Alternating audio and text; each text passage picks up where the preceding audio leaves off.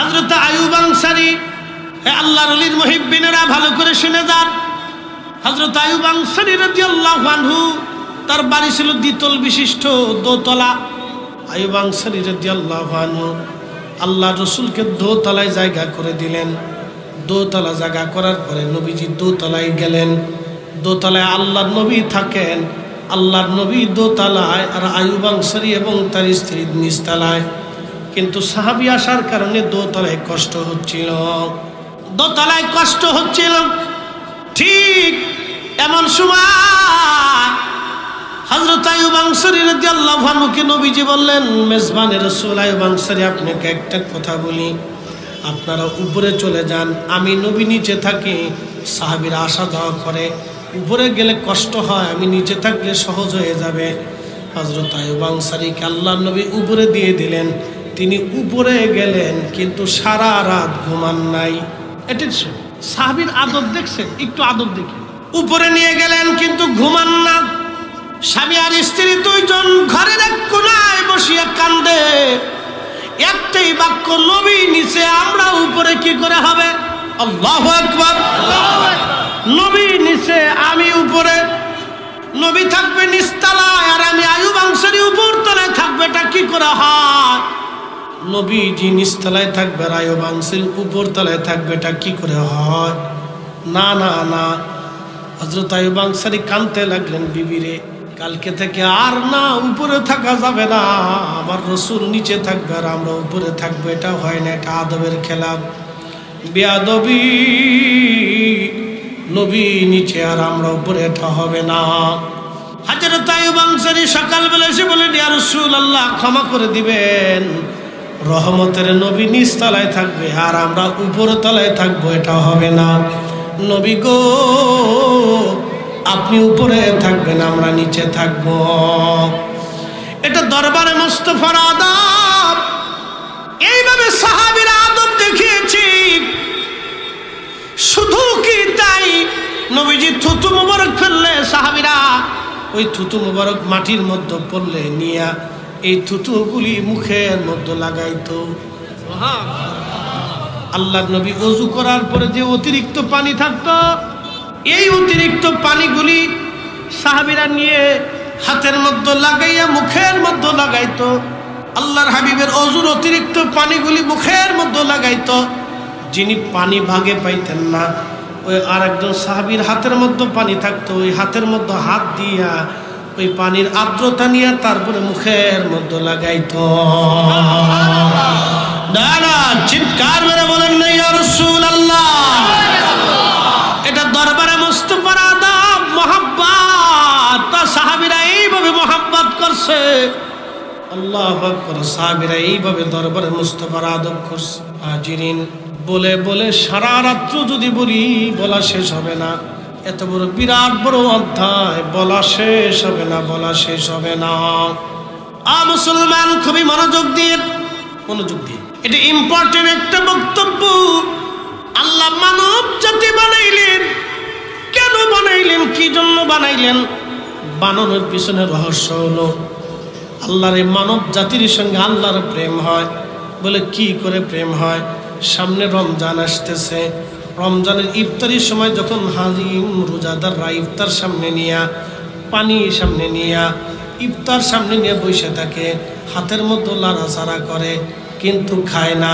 আচ্ছা বলেন, খায় না কার ভয়ে? কার ভয়ে?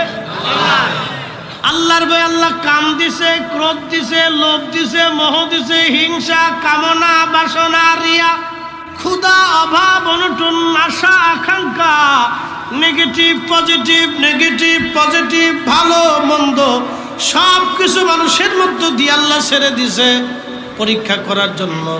যখন সে খায় না, হাত লড়ায়, খায় না, কিন্তু ক্ষুধা আছে খায় না, তৃষ্ণা আছে খায় না। আল্লাহ ডাক দেখে, ফেরেশতারা আমারে বান্দা বানাইতে নিষেধ করেছিলি, তোরা বলছিলি তোরাই শুধু ইবাদত করো। দেখো ফেরেশতারা, তোমাদেরকে নেগেটিভ দেই নাই, আমি আমার বান্দারে নেগেটিভ দিছি, ক্ষুধা দিয়েছি, আবার সামনে খাবার দিয়েছি, আমার বান্দা আমার হুকুমে রোজা রাখছে, সামনে খাবারগুলি নিয়ে লড়াচড়া করে, কিন্তু আমার বান্দা খায় না। আমি আল্লাহর ভয়ে রেস্তারে তোরা সাক্ষী থাক, আমি আমার বান্দার জীবনের গুনাহগুলি মাফ করে দিলাম। এটা আল্লাহর সাথে বান্দার প্রেম, আল্লাহর সাথে বান্দার প্রেম, আল্লাহর সাথে বান্দার প্রেম, আল্লাহর সাথে বান্দার প্রেম। বিশ্ববিখ্যাত আল্লাহর ওলি হযরত আবু মুসলিম আল খাওলামি, অনেক বড় দরজার আল্লাহর ওলি ছিলেন আবু মুসলিম আল খাওলামি, কিবারুত তাবিঈন ছিলেন তিনি। আল্লাহু আকবার।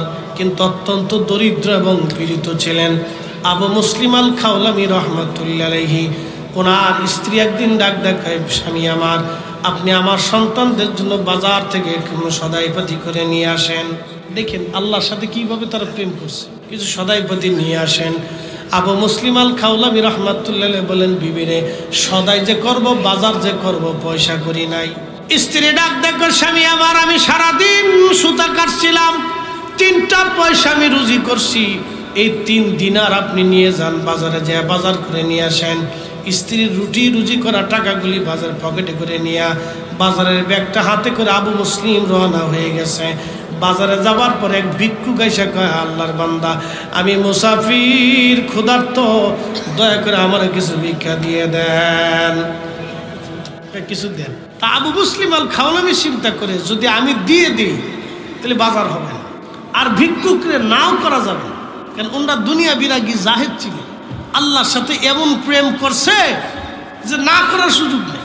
তো ভিক্ষুক কয়, দেন কিছু। তো উনি চিন্তা করলো, নাই বা কেমনে করবো, দিয়ে দিলেই কি বিপদ, বউয়ের কামাই, বুঝতেছেন, বউয়ের রুজি করা টাকা যদি দান করে দিয়ে খালি হাতে বাদ যায়, তো বউ তো আর আস্ত রাখবো না, সিলে পাল্লা করবো। তো খুব মনোযোগ, যারা বউয়ের কামাই খান তারা তো জানেন যে কি ঠেলার ঠেলা, পুরে বাপরে বাপ, ধাক্কা কারে কয়, মহিলারা শুনতেছে নি, বেডিগার কামাই যে খান, এই তো ধাক্কার শেষটা, উরে ধাক্কায় প্রয়োজনে বুড়িগঙ্গার পানির ভিতরে ফেলাই, বিরাট ধাক্কা। আবু মুসলিম আল খাওলামি রহমাতুল্লাহ আলাইহি খুব চিন্তা করলেন যে ভিক্ষুকরে তো তাড়ান যাবে না। তো আস্তে করে উনি দোকান পরিবর্তন করলেন, যে দেখি ভিক্ষুক যায় কিনা। তো আস্তে করে ঘুরিয়া অন্য দোকানে যাইয়া সদাইপাতি দামাদামি করতেছে। তো কিছু ভিক্ষুক আছে দেখবেন সহজে পাস ছাড়ে না, আছে না এরকম, না দেওয়া পর্যন্ত পাস ছাড়ে না, হাত পাইতেই থাকে। খাইতে বসেন, সামনে যে হাত পাইতে হয়েছে, কি যে একটা জ্বালা, তো মহা মুশকিল। তো ভিক্ষুকও পাস ছাড়ে না, পিছন যায় ভিক্ষুক ওই দোকানের সামনে যাকে আল্লাহর হস্তে কিছু দেন, কি এক বিপদে পড়ছে না, পরীক্ষা। আল্লাহু আকবার। তারা আল্লাহর সাথে কেমন প্রেম করতো দেখেন। ভিক্ষুক 3 পয়সা 3 দিনার দিয়ে দিলেন, ভিখারি চলে গেল। আবু মুসলিম আল খাওলামি রহমাতুল্লাহ আলাইহি বাজারের ব্যাগটা নিয়ে চিন্তিত হইয়া বাজার থেকে বের হওয়ার সময় চিন্তা করলেন, বউয়ের স্ত্রীর কামাইয়ের টাকা দিয়ে ভিক্ষা দিয়ে দিলাম, শূন্য হাতে বাড়ি যাব। উনি একটা কাজ করলেন, কিছু বালু নিলেন, আর ওই যে কাঠ কাটলে পরে যে গুঁড়া বের হয়, এই কাঠের গুঁড়া আর বালি অ্যাডজাস্ট করিয়া তিনি বস্তার মধ্যে ভরিয়া বিসমিল্লাহ কইয়া বের হইয়া বস্তার মুখ ভালো করে টাইট করে বাঁধছে। বাইন দিয়ে সুন্দর করে এসে ঘরের দরজার সামনে দিয়ে টুকা দিয়ে চলে যায় মসজিদে নামাজে দাঁড়ানো। আল্লাহু আকবার। আল্লাহ বলেন, ইয়া আইয়ুহাল্লাযীনা আমানুস্তাঈনু বিস-সাবরি ওয়াস-সালাহ।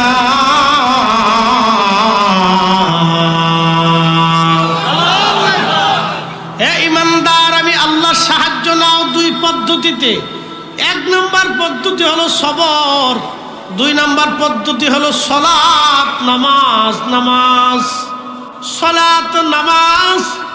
এই জন্য পৃথিবীর সমস্ত বুজুর্গরা নামাজ পড়িয়া আল্লাহর দরবারে দোয়া করতেন।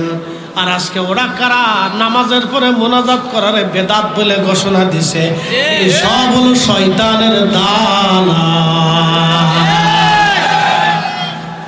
কোরআন শিখাচ্ছে যে সালাতের মাধ্যমে সাহায্যকার আল্লাহ, আর ওরা শিখাচ্ছে যে এটা বেদাত, নামাজের পরে দোয়া করুন, এটা বেদাত। পৃথিবীর সব উলামা ফুদালা নবীরা সালাত পড়িয়া নামাজ পড়িয়া আল্লাহর কাছে হাত তুলতেন। সাহায্যের জন্য। সব ওলিরা সাহায্যের জন্য হাত তুলতেন নামাজ পড়িয়ে। এমনকি সুলতানে কারবালা ইমাম হুসেইন রাদিয়াল্লাহু আনহু পর্যন্ত শাহাদাতের পূর্ব মুহূর্তে সালাত আদায় করে আল্লাহর দরবারে দোয়া করছিলেন। আল্লাহু আকবার, আল্লাহু আকবার। আপনি উপস্থিতি খুব মনোযোগ দিয়ে হাজিরিন, নামাজের পরে দোয়া, এই দোয়ার মাধ্যমে তোমরা আল্লাহর সাহায্য চাও। আবু মুসলিম আল খাওলাবি মসজিদে যে নামাজে দাঁড়াই গেলেন, প্রেম কারে কয় দেখেন, জিন জাতির সাথে আল্লাহর প্রেম হয় নাই, ফেরেশতাদের তো নেগেটিভ নাই, এই জন্য প্রেম হয় নাই। জিনরা উগ্র, ওদের সাথে আল্লাহর প্রেম হলো না। আল্লাহ প্রেম করবে মানুষের সঙ্গে, এই মানুষের ভিতরে সব মানুষ না, যারা নবীর গোলাম হয়ে যায়, ঠিক কিনা? আবু মুসলিম আল খাওলাবি রাহমাতুল্লাহ আলাইহি তিনি মসজিদে চলে গেলেন। জোহরের নামাজ, আসরের নামাজ, মাগরিবের নামাজ, এশার নামাজ, 4 ওয়াক্ত নামাজ মসজিদে পড়লেন এবং মসজিদে ইবাদত করতে লাগলেন। এশার নামাজের পরে চিন্তা করলেন বাড়ি যেয়ে দেখি, দিয়ে তো আসছিলাম বালি আর কুড়িয়ে, আজকে যে কি হয় মনে মনে চিন্তা করতে করতে বাড়ি এসে ঘরের দরজায় টুকা দিয়ে সালাম দিছে।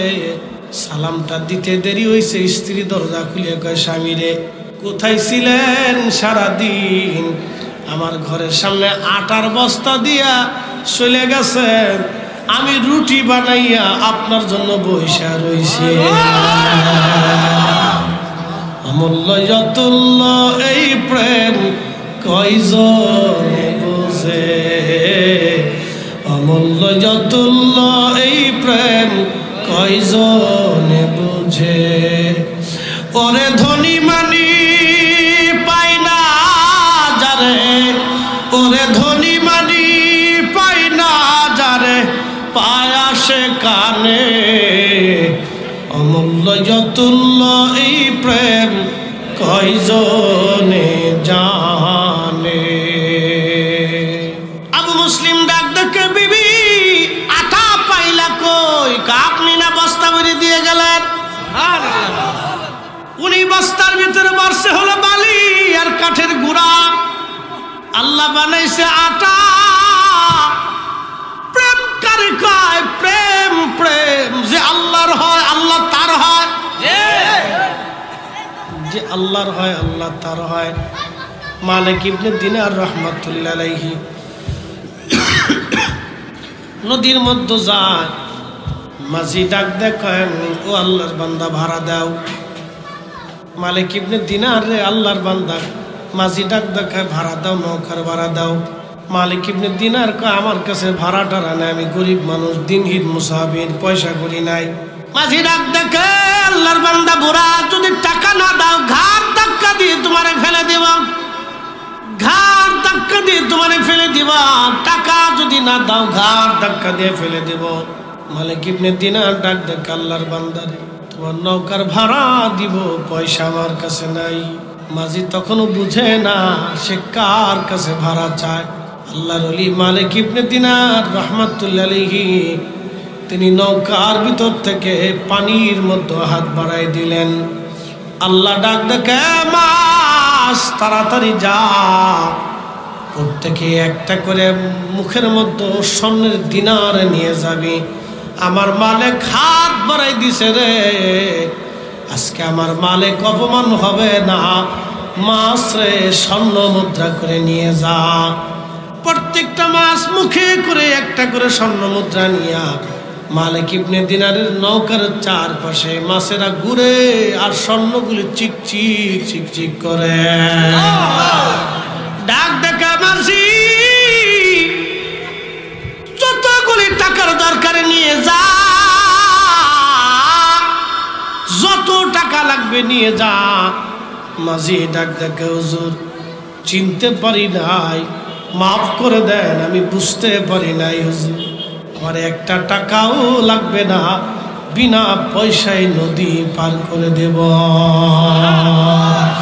মুর্শিদের চরণ বিহনে এ জীবন মিশে ভাইরে, মুর্শিদের চরণ বিহনে এ জীবন মিশে।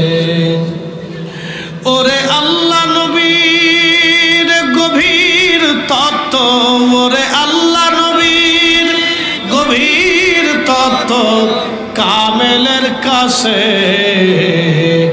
মুর্শিদের চরণ বিহনে এ জীবন মিশে বাইরে মুর্শিদের চরণ বিহনে এ জীবন মিশে কামিল যারে দয়া করি আউলিয়া বানাইতে পারে কথা কর না কেন ওরে এক পলকে নিতে পারে ওরে এক পলকে নিতে পারে মদিনা শহর মুর্শিদের চরণ বিহনে এ জীবন মিশে বাইরে মুর্শিদের চরণ বিহনে এ জীবন মিশে আল্লাহুম্মা সাল্লি আলা জবান খুলে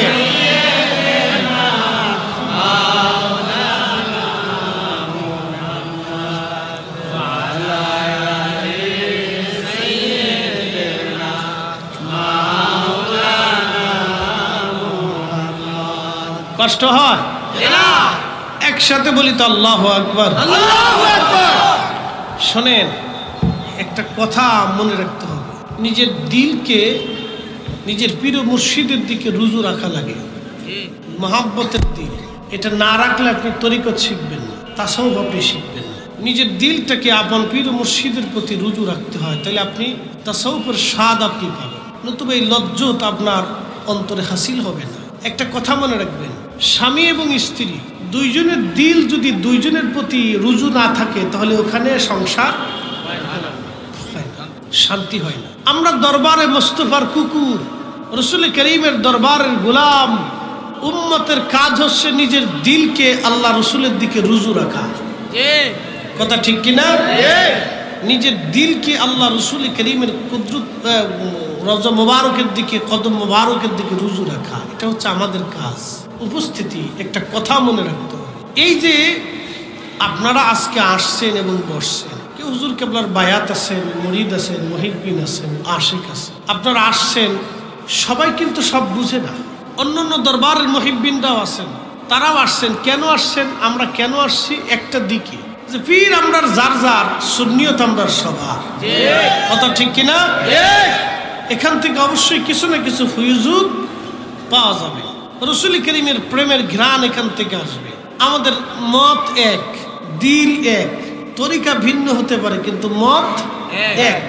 আকীদা এক আমাদের আকীদার কোনো ভিন্নতা নাই আমাদের পথ এক মত এক সব এক কিন্তু রাহবার ভিন্ন মুর্শিদ ভিন্ন হইতে পারে কিন্তু পথ আমাদের এক আমরা একই পথে মদিনার পথে আপন আপন পীর মুর্শিদ আমরা নিয়ে যাইতেছি হাজিরা হজ করে মুআল্লিম অনেক কিন্তু হক হাজি হজ কিন্তু সবাই করে মুআল্লিম কিন্তু অনেক মুআল্লিম রাস্তা দেখা এদিক দাসে নিবেশ দাসে নিবেশ চলেন এই নিয়মে সেই নিয়মে কিন্তু নিয়মে এক পথ এক কাজ এক মুআল্লিম ভিন্ন তা আমরা যারা তরিকত পন্থী আছি সিলসিলা পন্থী আছি সুন্নি আছি আমরা কাজ এক মত এক সব এক কিন্তু মুর্শিদ ভিন্ন কিন্তু সব কাজে এই জন্য নিজেরা আপন আপন পীর মুর্শিদের প্রতি নিজের দিলকে রুজু না রাখলে তাসাউফ শিখবেন না তরিকত শিখবেন না আল্লাহ আমাদেরকে দুনিয়াতে সৃষ্টি করছেন তার গোলামি করার জন্য